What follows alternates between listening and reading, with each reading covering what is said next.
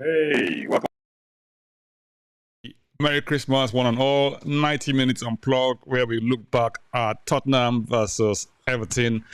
Tottenham 2, Everton 1. The scoreline doesn't reflect the drama that took place in that match. To review and go over the charts, the key moments, and all of the all of the banter that went on in that match, it will be a good friend of mine. He'll join us on the other side, and you'll find out who he is. In the meantime, come on, you Spurs.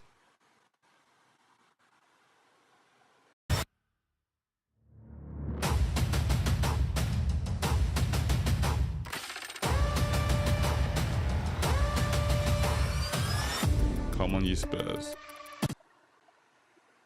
Come on, you Spurs, indeed. Welcome back. This is Come on, you Spurs TV, where we talk about everything Tottenham. With my guest today to go over the Tottenham Everton match that took place at the Tottenham Hotspur Stadium. Tottenham ran away 2-1 winners, but it just doesn't reflect what happened in that match. I mean, we'll go over all of the bits and pieces and all of that in a few minutes. In the meantime, welcome my guest on the show, Kolakwo, how are you? I'm good, thank you. Let me hype Kolakwo up a bit. Let me hype you up a bit. Hold on 1 second. Let me do the hyping. All right. Kolakwo and I go back a long way. I mean, we've known each other. If I say how long we've known each other, it's going to cause a bit of mayhem. So let's just leave how long we've known each other for a minute, because people say all sorts of stuff. You know, we want to keep the comments clean, okay? Right. So Kolakwo and I go back a long way. Yes. Let me just say late 70s to make it easy. Yes. Yeah, and we both followed Tottenham for forever. Yes, and Tottenham. I said Tottenham. I said Kolakwo. How are you? Welcome to the program. It's good to have you. Thank you very much. Thank you. Beautiful. So, I mean, all right. So the match opens up. I mean, Richarlison scores. Third match on the trot that Richarlison scored. The much maligned. You know, everyone's like on Richarlison's case, and I mean, slick move, passing, hockey, assist, he gives ball to Brendan Johnson. Brendan Johnson crosses, first time, boom.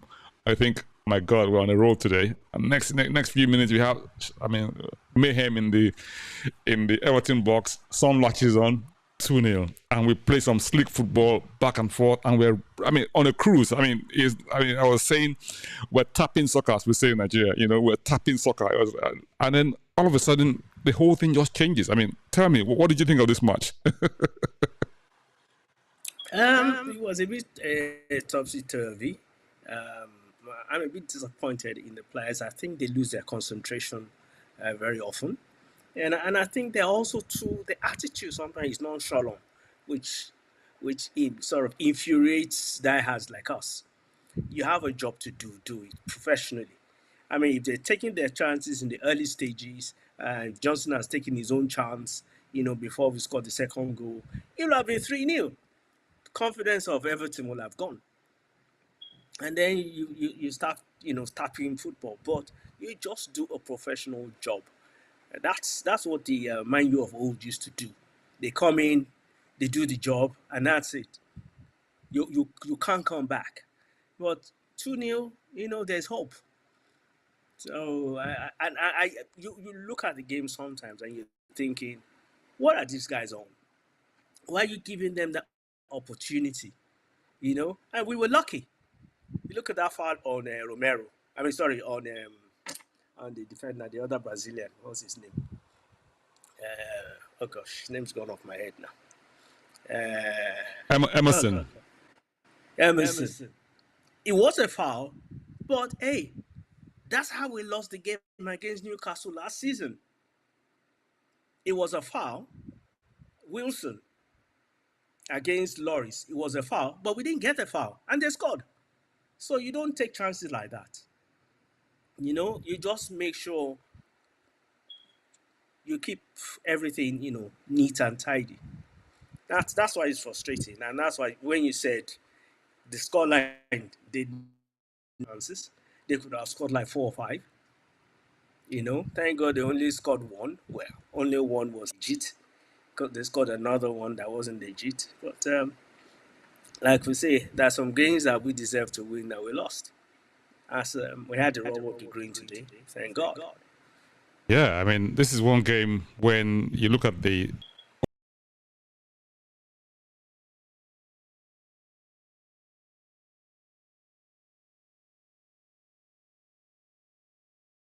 but let's give credit to Everton. I mean, Everton has been on a very good run in the last few matches. I mean, they've won the 4 of the last 5, last 4 on the trot, Yes. and they won against, I mean, good teams. They've gone against Newcastle. They won against Chelsea, and they've come to London to win against Chelsea. I mean, it wasn't an easy ride in the park for them, but they came away with it, and they played some really good football on the way. Sean Dyche has always been a very, very pragmatic manager, so I expected him to come really, really prepared for this match to counter Ange, But let's just have a quick look at the lineup, because some people look at that lineup and say to yourself, okay, fine. I mean, we had Skip starting, and we also had Emerson Royal starting in place of suspended Udogie, right? And then, of course, Skip coming in for suspended Bissouma. Now, a lot of people, I mean, online and in the group chats, kept saying that Skip will probably get overrun in that midfield, and he just will get lost, But I thought he started quite well. I mean, contrary to what people were saying, I mean, I thought he gave a good account of himself, and just he probably hadn't started. I mean, this is probably his first start this season, So I mean, granted, so he was a little bit nervous to begin with, but I mean, Sarr there.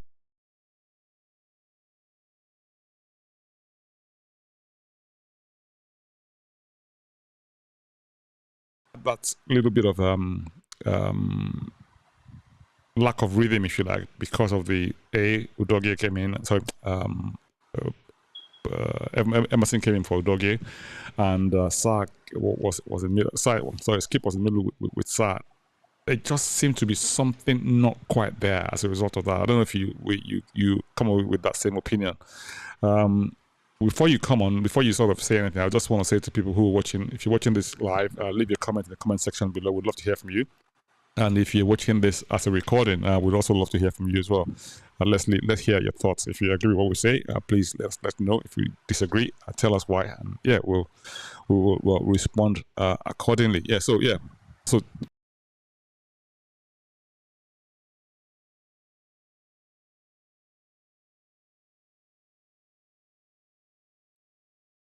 he's trying to play to instructions, and you could see that he was a bit nervous, and he tried not to go beyond the halfway line half the time. You could see him; he goes a little bit forward, and then he comes back again. And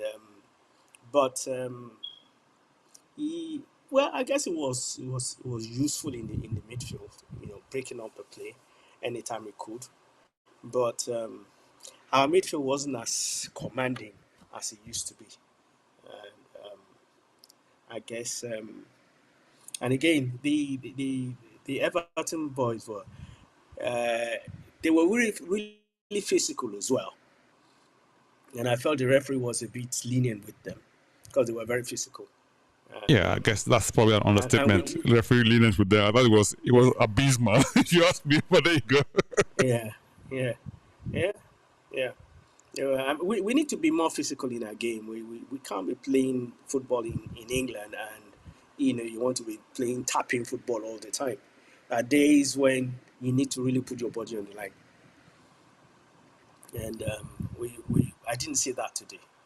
Even people like Johnson, Johnson was like some.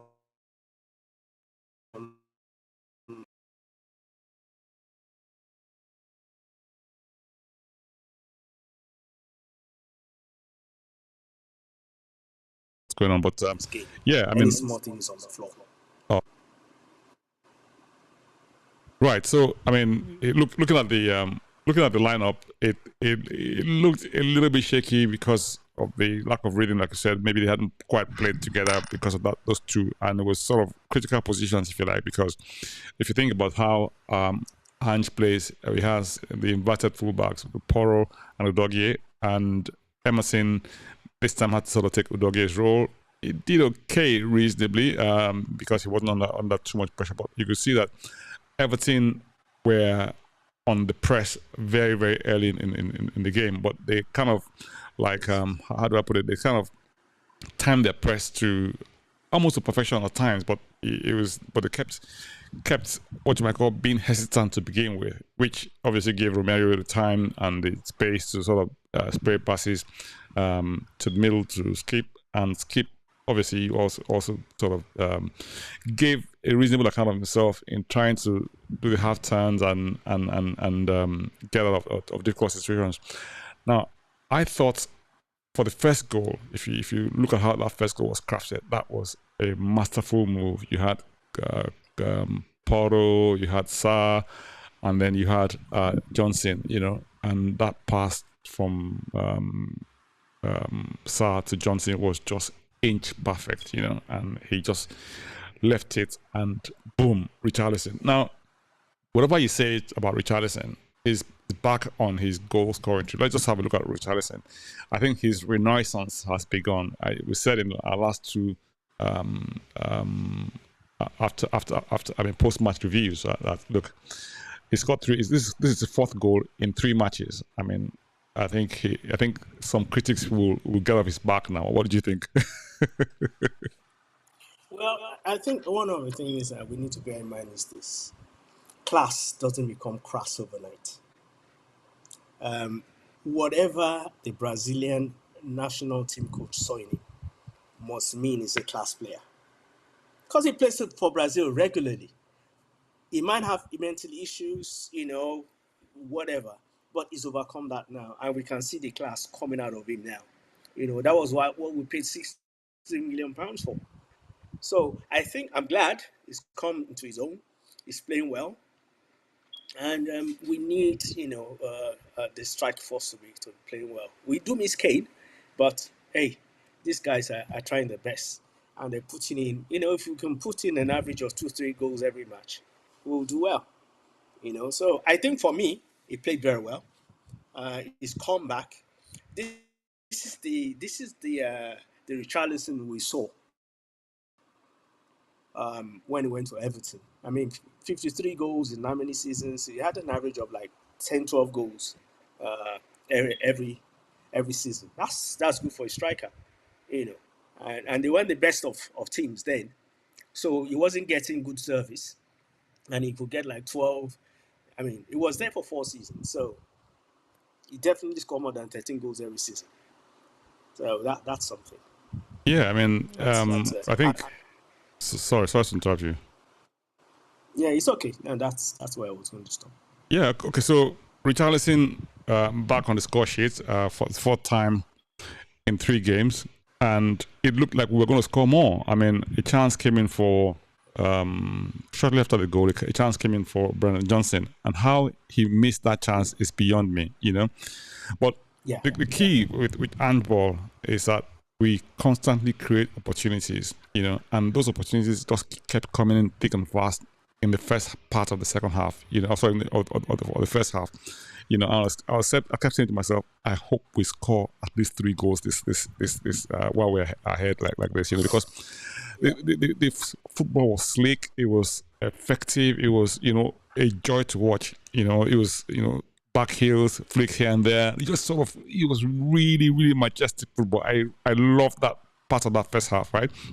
However, Everton began to build confidence and thought, okay, let's get back into the game.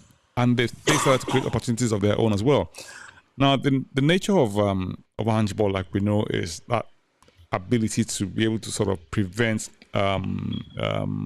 transitions, right? Whereby they quickly step in and almost like stamp their foot on your throat, So, and it kind of worked for a little bit, but they kept having opportunities, which I thought to myself, if we don't kill this game off, we might end up being under a lot of pressure later on in the game, And it proved to be the case, because I mean, I thought I'm not sure if it's a mix of complacency or a bit of more drive and energy from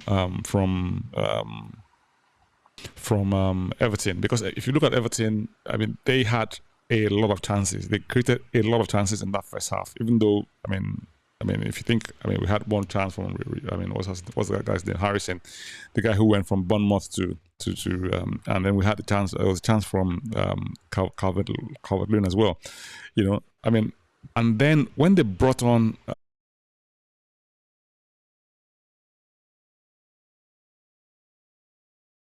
Much for him in that midfield, and it proved to be the case because he ended up scoring their goal. I thought to myself, we're not careful. This guy must score more goals, And they did score a goal. Obviously before their goal, which, if you look at that goal, like you said earlier on, in some matches they're given, in some other matches they're not given, and.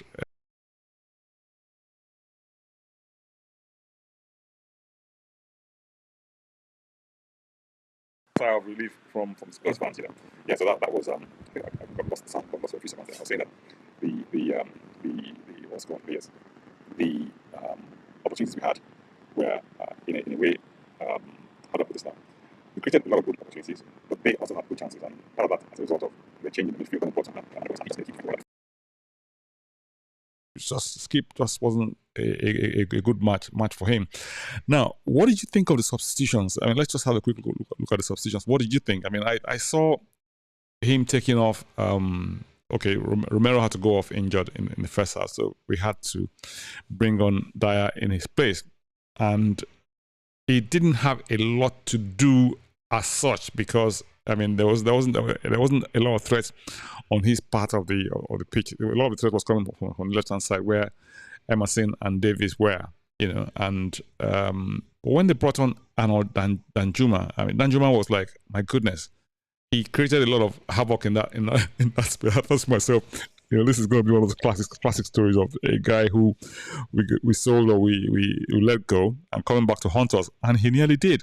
He had one opportunity when he went through Kulusevski and Porro. Porro. We say he had what am I called? We call it what's the expression called now? When you put the ball through like nutmeg, yes, yeah, nutmeg Porro, and got through that, and was Kulusevski, and I thought to myself, wow, this is going to be a goal. And gosh, thankfully it came off the bar. And there was one time when in the last minute as well, I thought to myself, these guys are going to score. Thankfully they didn't score in the end, but it was very, very close. That was a match when I had my heart in my mouth for a very, very long part of that match. How did you feel about that? Well, like a comment on the WhatsApp, we're going to be wearing a continent underwear because of the way these players just play the game. I think for starters, Eric Dyer did a good job. He was efficient in the role he played. It was a role he knows how to play very well. I think he gave a good account of himself for somebody who is not regular. Romero, I think he was hamstring because they showed a picture of him sitting there with ice pack on his glutes, on his hamstring. So that's hamstring. We don't know what's going to happen if he doesn't play next game. Then we're in a bit of trouble. The way they came at us, Danjuma has always had the ability to run at people. One of his biggest problems was the last decision, and it showed today. Because if he had passed the ball, there were two people waiting for him. That save, that could have been a goal. You can't say it would be a goal. If Johnson can miss his own, anybody can miss theirs. But there's still a better chance of scoring then. But I think what's his name? Deitch looked at the team and he thought, run at these guys. They will make a mistake. And that's what he did. He brought players who can really run at people in the second half. And because he was looking at our body language, and our body language was looking like, hey, we want 90 minutes to come quickly.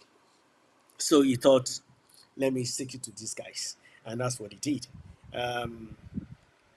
And it was important what Ange did in taking Sarr and bringing in Oiber. Um, um, and also when it, no, I think when he took off Sarr, who did he bring in? It was when he took off Richarlison that he brought in Oiber. Yes. You know, and yeah, so it was very important what he did there.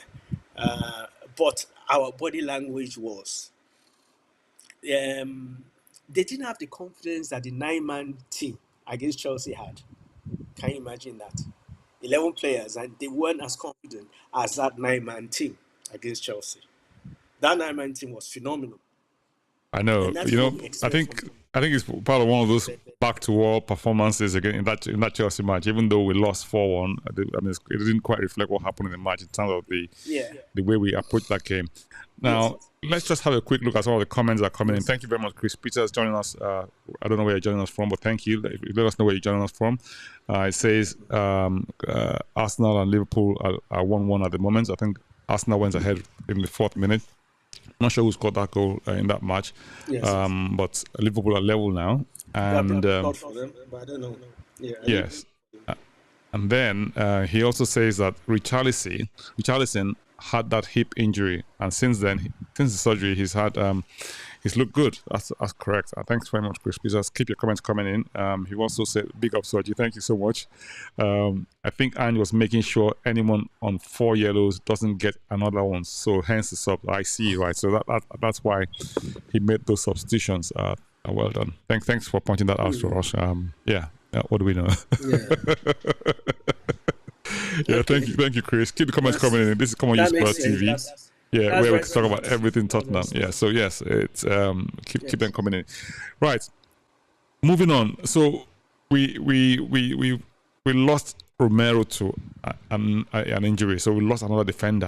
Another player to injury. I don't know how serious that injury was, but he wasn't able to continue in the second half. Now, that for me is, I don't know what that's going to look like in terms of things going forward, if he's going to be a long-term injury or a short-term one. But Elgato came in today, and he looked assured as well when he came on. So, which for me is, it's not a worry or concern. But going forward, Romero is such a critical member of that back four. And losing him at this stage, I'm not sure how we're going to cope. But hey, we'll take one game at a time.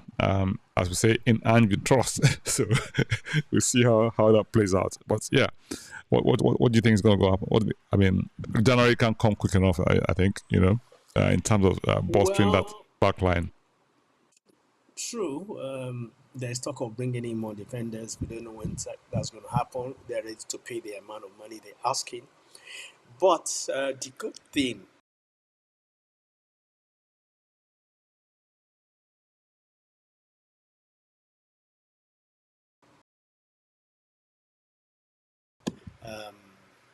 what's the number 3? The Welsh guy, Davies, Emerson Royale, and Poro played with them last season. So it's I think it's playing together during training, trying to get a better understanding of themselves. That's what's going to matter, because Romero may not play this game. When you look at hamstring and things like that, they don't heal that quickly. So it's looking at those guys and see how well they can play together, have a good understanding, and have people in front of them who can break up the play. Because they're going to need a lot of support. And again, we need to be, the transition is to be quick as well. Emerson has this way of just slowing down the game, and it gives the other team a chance to regroup.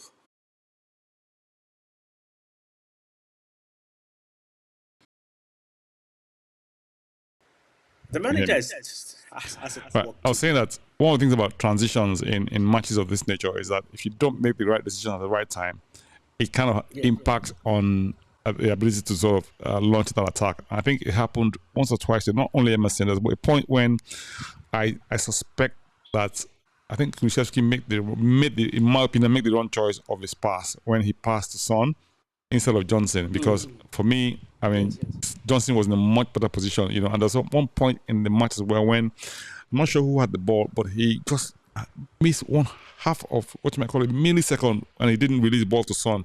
Because if he had released that ball to Son on that point, they would have been in on goal, open goal. But he just sort of failed to thread that pass through. But I guess you know how these things are like. We can see those things from a vantage point of view. It not necessarily appear like that on the pitch.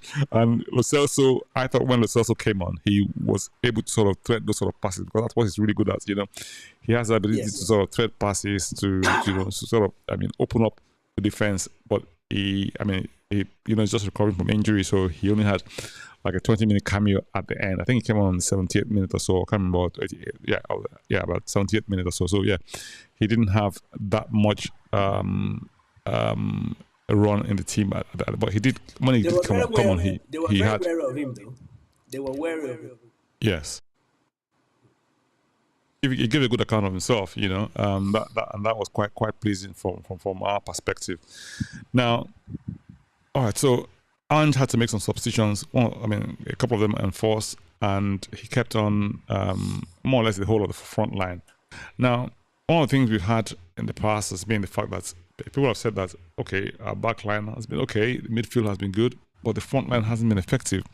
But in the last few matches, it's beginning to show that sort of, what you might call that bite, you know, that effectiveness, you know, that sort of scoring goals and, you know, and creating a lot more opportunities. I saw that, a lot of that today, especially with the flowing play that we saw, especially in part of the first half, in the early part of the first half, and a few bits and pieces also in the second half. Even though we didn't have as much position in the second half, we actually created more opportunities than Everton, even though if you look at it, they seem to have more of the better chances in the second half. But I was looking at the stats. I thought to myself, isn't that interesting?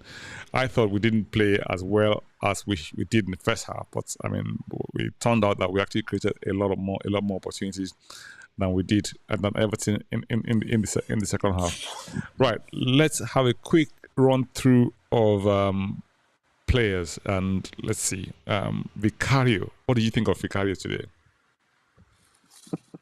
Super as always, and I think you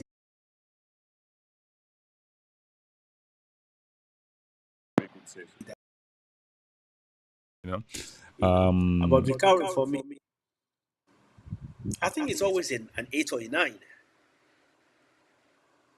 I agree with you. I would have given Vicario an 8 as well. Or 8.5 for this match. He did really well. The goal, on the face of it, I think maybe he could have done a little bit better, but it was maybe unsighted by defenders in front of him, so he went down a little bit late. Players in front of him. Yes, yeah. I'll give my 8.5 for that. Guys, if you're watching this, I would love to hear from you in terms of what you want to give for the player ratings. Starting with Vicario, I'm saying 8.5. Kolakpo says 9. What do you guys think? We would love to hear from you. Right. What do you think of Pedro Porro? Pedro Porro for me was like a 6.5. It wasn't as effective as he used to be.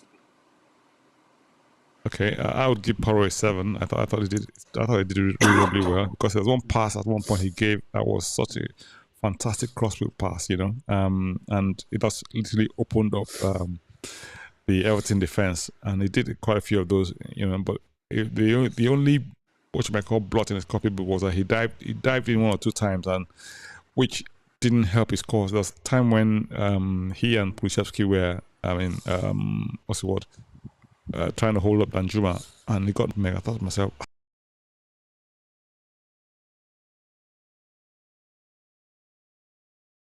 on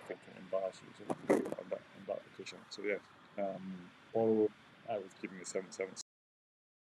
Right, Romero, we had him on in the first half. I know he had to go off injured. I thought Romero was immense. What do you think? I'll let you come up with the score. What you want to sort of award him. I think 6. 6 for Romero? Really? Yeah.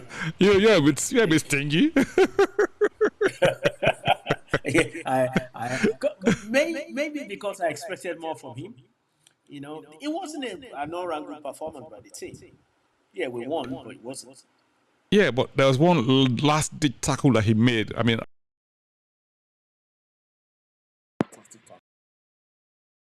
really immense from Romero. I'll give Romero 7.5 easy. I mean, even if not an 8, because he did very, very well today. I mean, the tackle that he put in to get injured to go off as well, that was a really, really good tackle. You know, I don't know if you noticed this, but once he made that tackle against Calvert-Lewin just fell out of the game. He didn't have any more opportunities after that, because he just kept running away from Romero, avoiding him, because Romero is a beast of a player, man. I mean, I thought he did really well. In fact, I'll go as far as giving him an 8, actually. You know. Right. Davis. What do you think of Davis today? Oh, Davis was accomplished performance. I'll give him a 7. I think to think he's been with us for 10 years, nearly. Yeah, I mean, it's an accomplished performance.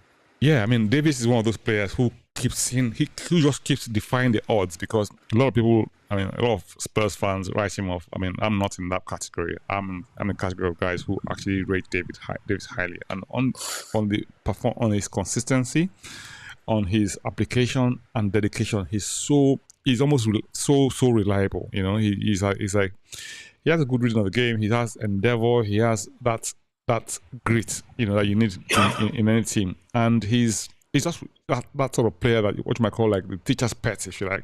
You know, somebody who's like follows instructions and just does the business. You know, and that's, I mean, you know, you don't stay in the club for that long if you're not good. You know, and it reminds me of players who are like underrated, who yeah, who a lot of people don't rate that highly, but he just does what he needs to do and remain effective, and that has been his stock and trade all through his career at Tottenham. I think he's been a really, really solid 7 for Tottenham.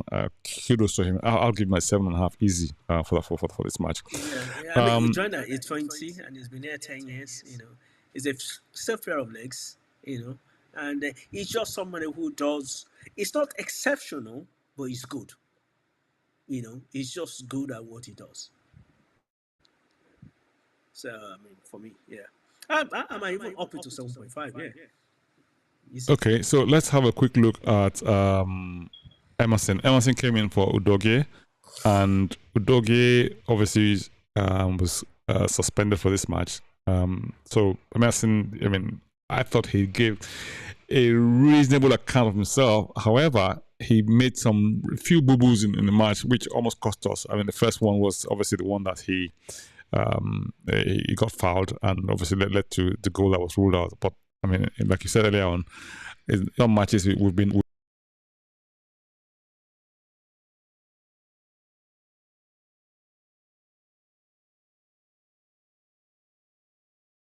He tried to protect the ball and got fouled, but he shouldn't have put himself in that position in the first place. So yeah, for me, Emerson, I'll probably give him a 6.5 for today. I mean, what would you give him?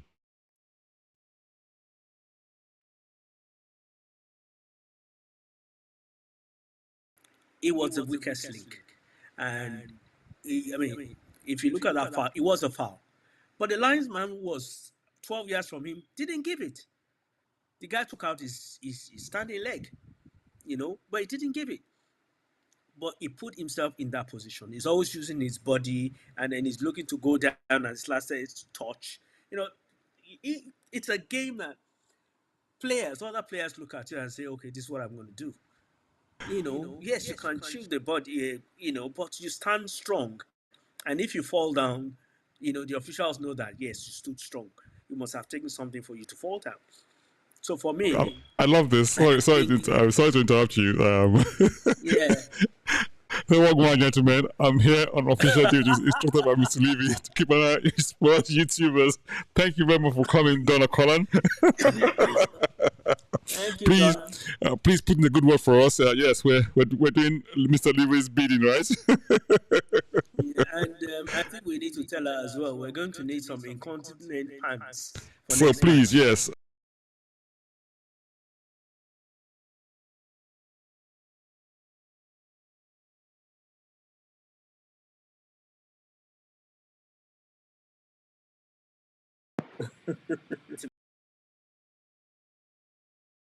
I've also got Chris says laugh out loud. Say again. I said she can tell me something that we're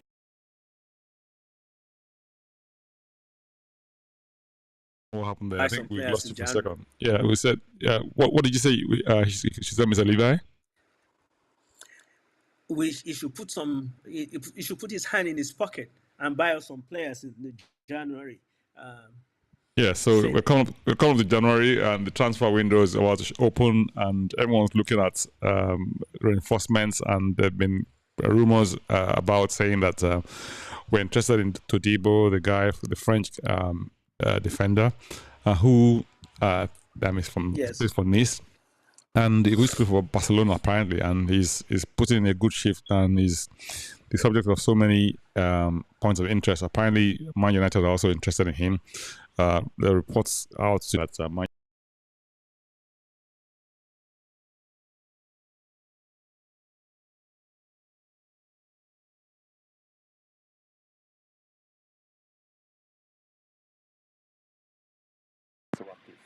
apparently 17.5% stake in Man United. Rumors are that should be done before Christmas. So apparently, but my announcement on that one. All he has to look at the table, look at us, and think, where is he going to go?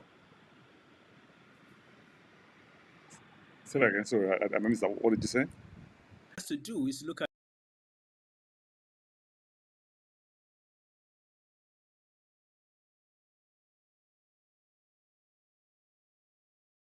But it's all about the money anyway.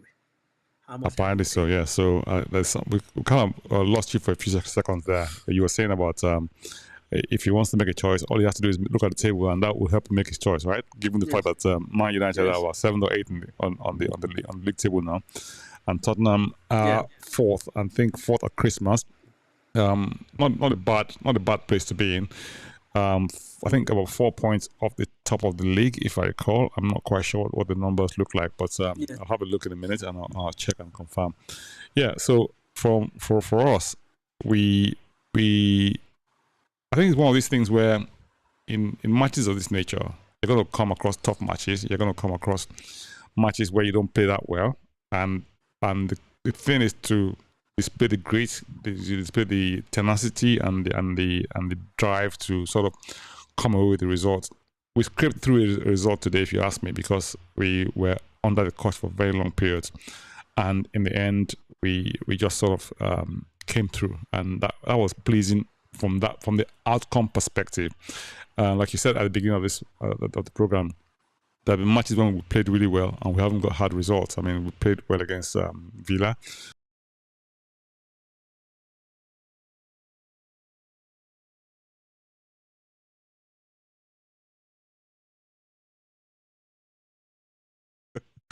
Right, Dave from Leicester, thank you for joining us, David. David says, I've been watching this come at Anfield, and that's why I'm late. Injuries mounting for Spurs, which is back. And remember, hamstring possible. Oh, gosh, thank you very much. Yeah, so what go on, Mr.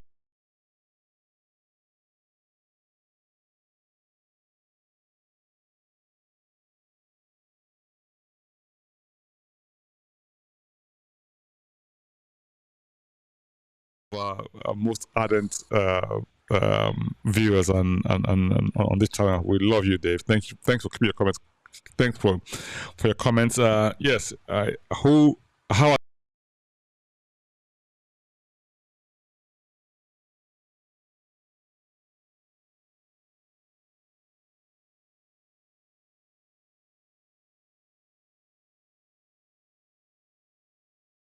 we were doing the player review or player rating. So yes, we've just finished with Emerson. I think I'll give Emerson 6. What did you give Emerson? 5.5. 5.5. Okay. Some people say you're generous, or we're both being generous on those scores. Well, there you go. Emerson has not been a lot of people's favorite, but he had this little cameo when he did a few flicks with Richarlison and Kulusevski on that in that corner to get out of jail. We had a few passages of play like that where we came out or beat the Everton press, and it was really impressive, and we almost were in on goal on a couple of those occasions. At one time, Son, I don't know what happened to him. He just lost the ball, at two critical moments. That was really, really annoying from my own perspective, because Son is usually very reliable. Dave says we carry 2,000 against 2,000. We carry 2,000. Wow. It's difficult to not to disagree, to be honest, because listen, Vicario was immense today. He was really, really good. Yes, really, really good. yes. So let's look at the midfield. Sarr, Kulusevski, and Skip. Do you want to take Sarr first? Okay, Sarr. Yep. Sarr probably give it 7.5. I think he gave a good account of himself when it was there. It was. Did you say Sarr 5? No, 7.5. Okay. 7.5. Right. Yeah. He gave a good account of himself. I think he played very well. He was very effective, and there was a chance he had to score. He opened his body very well, but it was well saved. Yeah, he played well. Beautiful. Right. So, Kulu. 7. 7 for Kulu.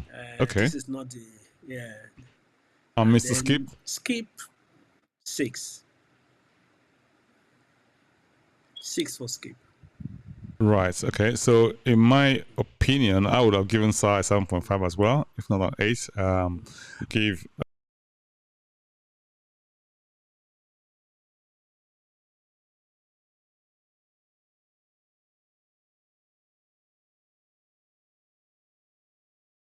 On the right hand side. On the left hand side, we have Son and Richarlison in the middle. So, do you want to take Brennan Johnson first? He was this provider for the first goal. So what would you?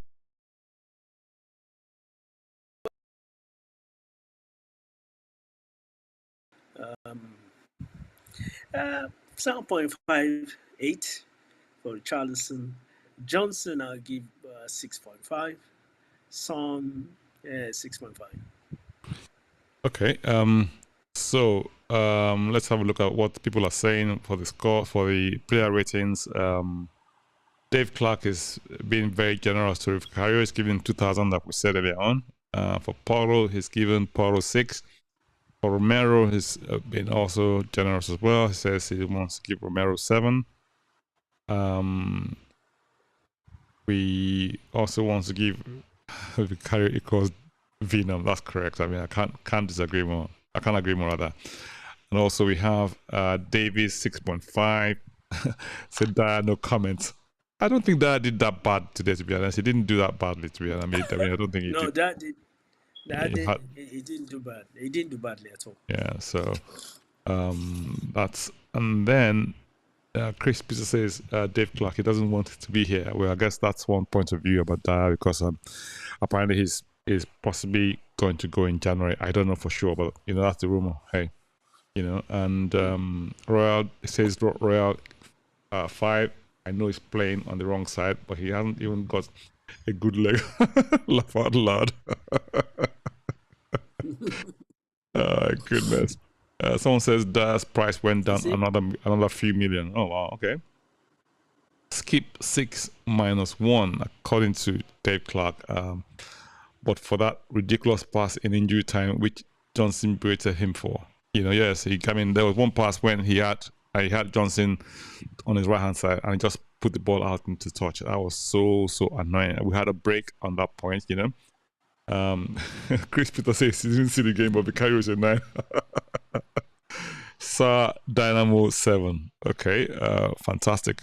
I would give Son probably a 6 for that match. I would give Richarlison a 7.5, 8 actually. I'll give him an 8, and Brennan Johnson a 7. Yeah, so that's the player rating for us. Big Ange, how would you rate Big Ange?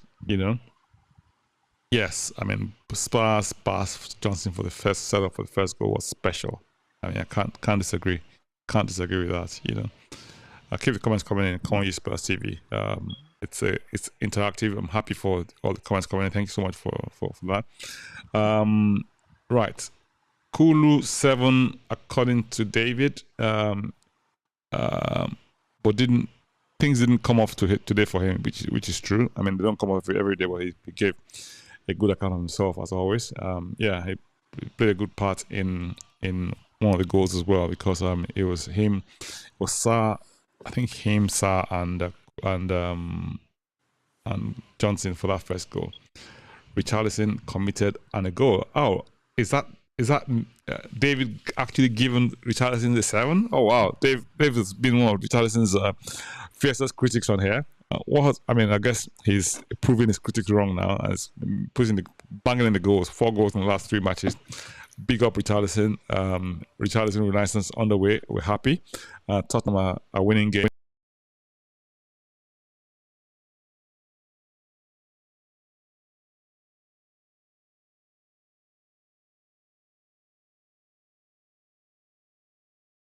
I'm not even sure if it's away to Brighton or at home. Let me have a quick look and see what that looks like from a Tottenham perspective. I think it's away to Brighton, and the last match of the year is at home to Bournemouth. Yes. Let's have a look and see what the scores look like, or the fixtures look like. Yeah, Son didn't show up. Son didn't show his class with his final ball, so that's correct. 5 for Ange, but he hasn't got a lot to work with. Oh wow, 5 for Ange. Oh wow, okay, that's a hash award there. What do you think, Dave? What do you think, Kolakwa? I mean, Ange. What would you score Ange for this match? 6. Really? Okay. Why is that? Yeah. Can I blame him for how the players played? Maybe again? a bit. I said, can I blame him for how the players played? Because those are the players available to him.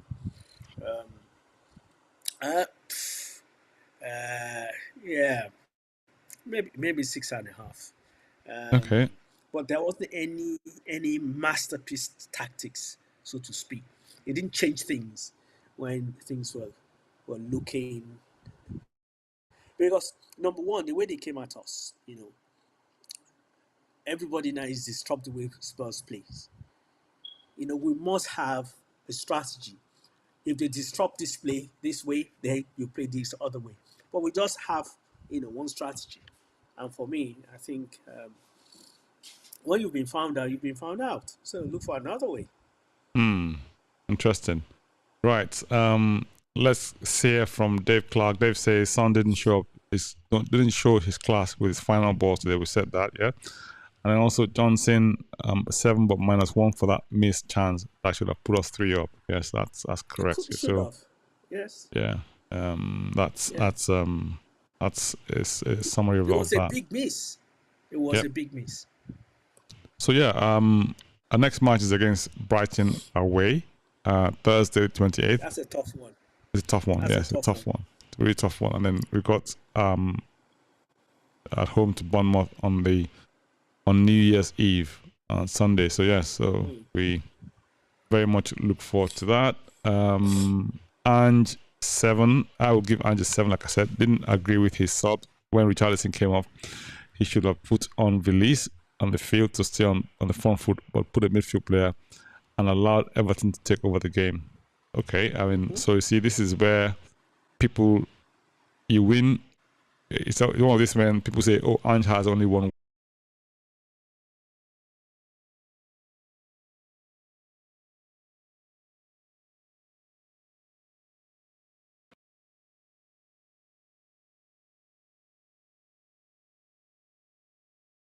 At the end of the day, off. You're a superstar. If they don't come off, you're a mug. Brighton and Bournemouth are next. Might as well have a holiday on the south coast. That's true. Yeah, that's true. They're both on the south coast. So yeah, I mean, the follow up to get that. I think we're playing Brighton, Bournemouth at home. So yeah, we'll come back to Tottenham Hotspur Stadium on New Year's Eve to face Bournemouth. Yeah, so yeah, I mean, it's been a good run of matches so far. 3 wins on the trot. Long may it continue. How do you think we should look for? What should we look forward to in the transfer window? Now, I think we need a couple of centre backs, 1 striker possibly, and possibly 1 midfielder. What do you think? No, I agree. Even though we're having some players back, but then we need cover as well. When our top players, I said, even though we've got some players coming back from injury in the new year, we need some cover as well. We've been exposed because we've had the injuries that we've got, and I mean, and injuries can come at any time. Look at Bentancur. Absolutely. Bentancur came back and he went back again. I mean, that game I was really angry with that Cash guy and he only got a yellow card for it. Yeah, I think he should have been sent off for that one. I mean, yeah, but Bentancur is out, so we need. I agree with you. 1 central defender, 1 midfielder, and a striker, and everybody's looking.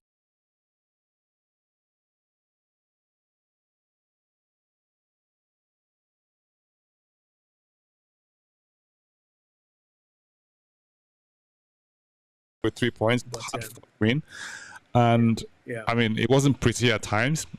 We survived and just about nicked it in the end. And yeah, long may that continue. Keep the comments coming in.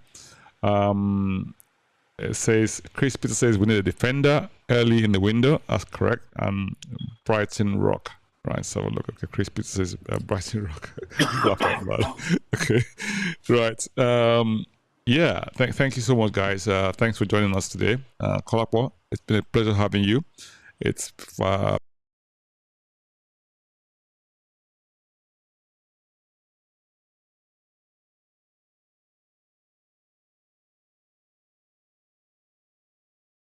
Can you repeat what you said? I said, whatever, no matter how well or not well that we play, as long as we win, that's okay. Yeah, I mean, you're right. I mean, Chris, I keep going mute, so I don't know what's going on with the sound, but trying to work on it and see what the tech is saying. But it's one of these technology failures that's been going on for a while. I don't know how to fix it, but we'll work on it and make it better next time. Yeah, Dave Clark says, I'm glad Van de Ven is a better footballer than the darts player, looking at his performance at the darts final. He actually is a phenomenal darts player. I saw that and I was thinking, wow. Apparently so. Yes. Dave Clark, where did you see that? Yeah, so yeah, guys, I love you guys. Thank you for the participation. Thank you for joining us. Always a pleasure having you, Dave. Mr. Chris Peters, absolutely fantastic. Thank you so much. We love you guys. We love you. Yeah, we look forward to seeing you guys next week. Like I said, if you haven't subscribed to the channel, share with your people in your network, get them to subscribe as well, and also like the episode as well. We look forward to seeing you again next week. In the meantime, come on ye Spurs. Come on you Spurs. Fantastic. Thank you for having me.